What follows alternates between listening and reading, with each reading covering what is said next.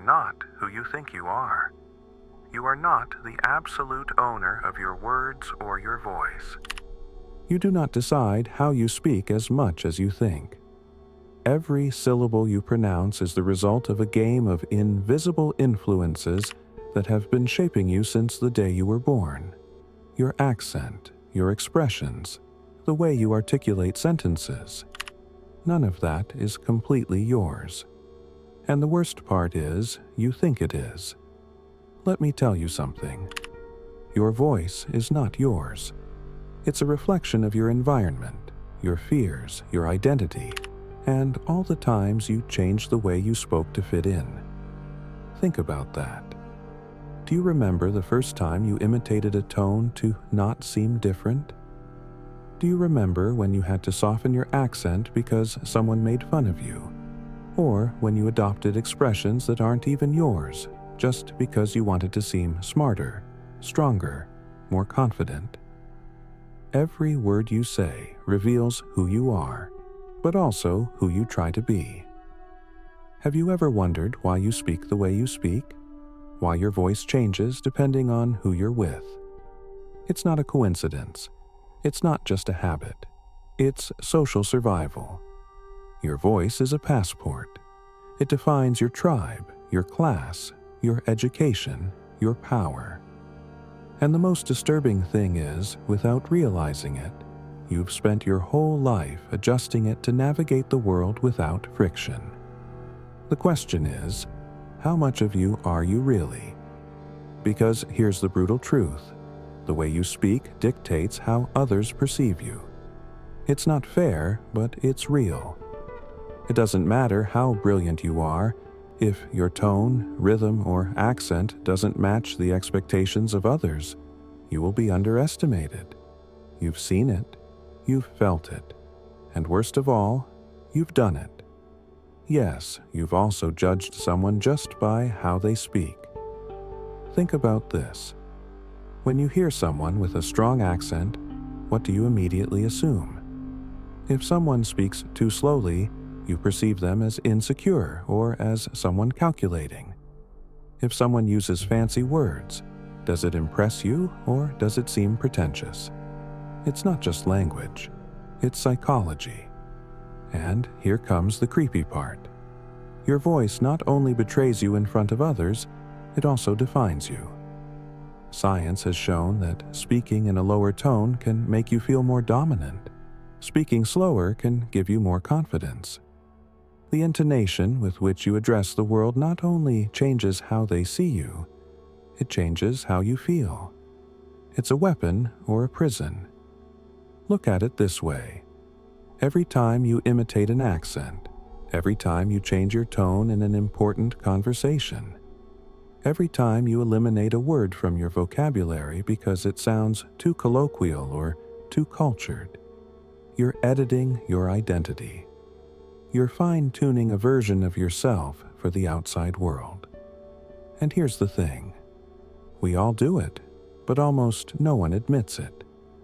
People hold on to the idea that they are this way, that their voice is simply their voice, but the reality is we've shaped it with years of adaptation, acceptance, or rejection. It's a disguise that changes depending on the occasion. But what happens when you wear so many disguises that you no longer remember what the original one was? Think about this. When you were a child, your voice was different.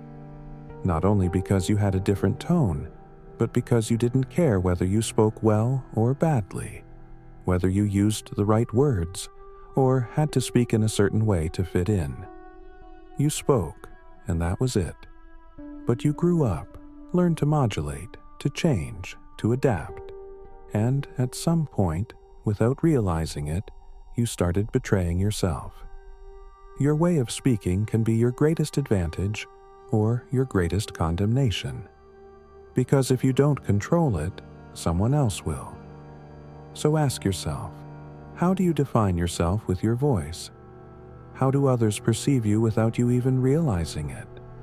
And most importantly, who would you be if you spoke without fear? But this is just the surface. Because if you follow the thread, if you truly dare to pull it, you will see that the way you speak not only reflects your identity, it also builds it. Yes, your voice is not just a mirror, it's a chisel. Every word you use, every tone you adopt, is sculpting the perception you have of yourself. What you say becomes what you are, and what you are dictates what you say. It's a cycle, a loop that few escape from. People think that identity is something solid, something fixed, something that just is, but that's a lie. It's malleable. It's shaped with every interaction, with every influence, every time you decide to soften your way of speaking to not seem aggressive, or harden it to be taken seriously. Look at the leaders, the ones who set the course of the world. Their voice is no coincidence. It's a finely sharpened tool. It's not natural. It's not spontaneous. It's calculated. The best speakers not only master the content of what they say, they control how they say it, and they do it with surgical precision. Because here's the key. The power of the voice is not in the volume. It's not in shouting louder. It's not in speaking faster. It's in the control, the exact pause, the precise word, the intention behind each sentence. But you don't notice it. No one notices it. You think you're just listening to someone speak, but in reality, you are being programmed. Yes, programmed. Because the way someone speaks has the power to manipulate you without you realizing it. Have you noticed how politicians use short and repetitive phrases? It's not a coincidence. The human brain retains information better in simple structures. Have you ever trusted someone just because of their tone of voice? There's a reason for that. A deep tone conveys authority. A slow tone conveys security. Now think about this. If everything you've heard so far has been designed to influence, how much of what you say has been designed to influence others? Probably very little. Because while some dominate the art of voice to control the world, most people don't even realize they're being shaped by their environment. Think about it carefully. How many times have you changed your way of speaking without realizing it? How many times have you imitated the way someone you admire speaks? How many times have you adjusted your tone depending on who you're with? That's not a coincidence. It's proof that language is not just communication. It's adaptation. It's survival. It's strategy. But most people don't see it. Most people think their voice is just theirs, and that's it. They don't realize that the way they speak could be the reason they are taken seriously or ignored. Because here's the scariest part. People don't hear what you say. They hear how you say it. You can have the best idea in the world, but if your tone doesn't convey confidence, no one will believe you. You could be speaking the absolute truth, but if you do it with the wrong voice, you'll be invisible. Because perception is everything. And here's where most people fail. They focus on what to say, on the content, on the words, but ignore the music behind the words. And the music changes everything. The same sentence can sound weak or powerful depending on how you say it. Imagine someone saying, "I think we can do it," with a trembling voice. Now imagine someone else saying the same thing with a firm and confident tone. The words are identical. The impact is completely different. Now, think about yourself. How do you sound? Does your voice convey what you really want to convey? Because here's the point. If you don't control your voice, you'll never control how you are perceived. And if you don't control how you are perceived, you'll never control the opportunities you have in life. Think about it. The people who succeed in any field, business, art, leadership, are not necessarily the smartest, nor are they the ones with the best ideas.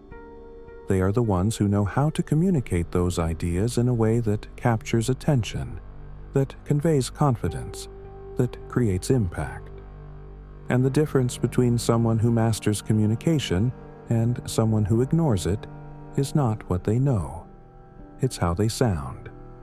Because the voice is more than sound. It's influence. And if you don't use it well, someone else will use it against you. Here's the question few ask themselves. Are you speaking with your real voice or with an edited version of yourself? And if you've edited your voice so much to fit in, what part of you has been lost in the process? Because here's the paradox. The more you change your voice to please others, the less you belong to yourself. So tell me, are you the owner of your voice, or are you just an echo of everything around you? But here comes the most disturbing part. You don't only speak the way you speak because of external influence. You do it because of fear. Fear of sounding too different. Fear of seeming less intelligent. Fear of being judged. And the worst part is, many times, that fear isn't even yours. You inherited it. Because the voice is not only shaped by what you consume, but by what you've been made to believe. Have they ever told you that you speak weird, that you should sound more professional, more cultured, more serious, or the opposite? That you seem too stiff, too distant? Every comment, every correction, every mockery has left a mark on the way you express yourself. And little by little, without you realizing it, you started speaking not like you, but like others expected. That's why some people, when they change environments, change their voice. Not because they choose to, but because their voice is programmed to survive.